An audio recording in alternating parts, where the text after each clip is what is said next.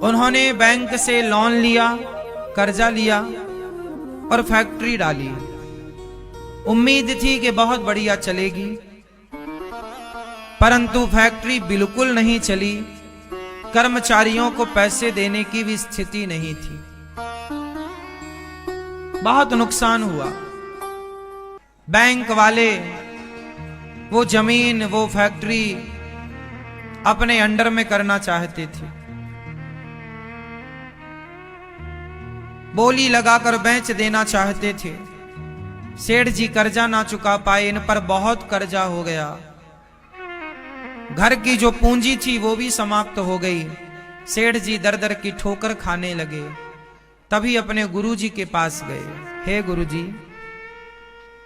बस अब तो मैं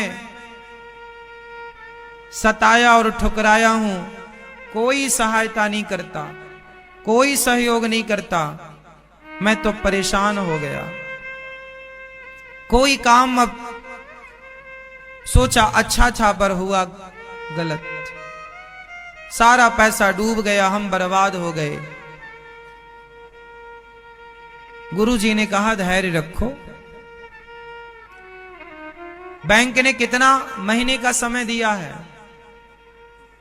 सेठ जी ने कहा केवल 2 महीने का समय। गुरुजी ने कहा कोई बात नहीं, 2 महीने में सब हो जाएगा। चलो ये बताओ फैक्ट्री किसकी है? गुरुजी मेरी है।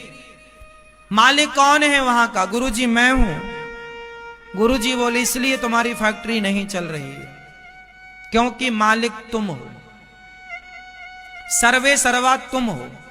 अब एक काम करो, अपनी फैक्ट्री में भगवान जी को स्थापित करो और आज से फैक्ट्री का मालिक भगवान को बनाओ और तुम भगवान के नौकर बन करके काम करो। रोज का हिसाब किताब भगवान को सुनाओ। पूरी डायरी भगवान के चरणों में कि प्रभु आज इतना आया, इतना गया, इतनी हाजिरी लगी, इतने अब्सेंट थे। पूरा तुम नौकर बनो, मालिक भगवान। जी गुरुजी। वो आदमी सेठ जी गुरुजी के वचनों पर विश्वास किए।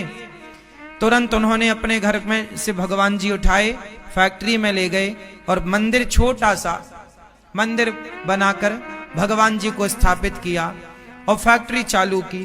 काम करने वालों को बुलाया कि 2 महीने हैं, अब देखते हैं 2 महीने में। लो भैया, काम स्टार्ट हुआ। सवेरे आए लोग तो हाजिरी भगवान के पास लगा रहे हैं, जा रहे हैं तो हाजिरी भगवान को, क्या आज सामान आया, कितना मुनाफा हुआ, कितना क्या हुआ, सब कुछ रजिस्टर भगवान को सुनाया जा रहा है। प्रभु आज आपकी फैक्ट्री में आज 10,000 का फायदा हुआ और इतना नुकसान हुआ, ये आया ये गया। धीरे धीरे भैया 2-4 दिन में ही स्थितियां सुधरने लग गई। ऑर्डर मिलने लग गए, माल तैयार होने लग गया, एडवांस बुकिंग आने लग गई। खूब बढ़िया से फैक्ट्री चल पड़ी। बैंक का कर्जा था, चुकने को आया। तेजी जानते हो क्यों चल पड़ी? ना गुरुजी आप बताओ। गुरुजी ने कहा बेटा, जब तक तुम मालिक थे तब भगवान ने कहा कि ठीक है तुम ही कर लो, मालिक बने बैठे हो तो करो।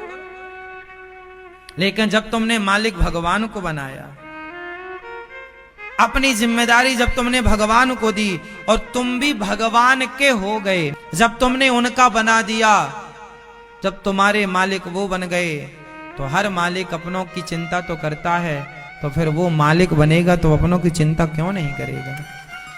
अब तो उसकी फैक्ट्री है, वो जाने चलाए। आज उस व्यक्ति के पास 16 फैक्ट्रियां हैं और हर फैक्ट्री का मुखिया भगवान है।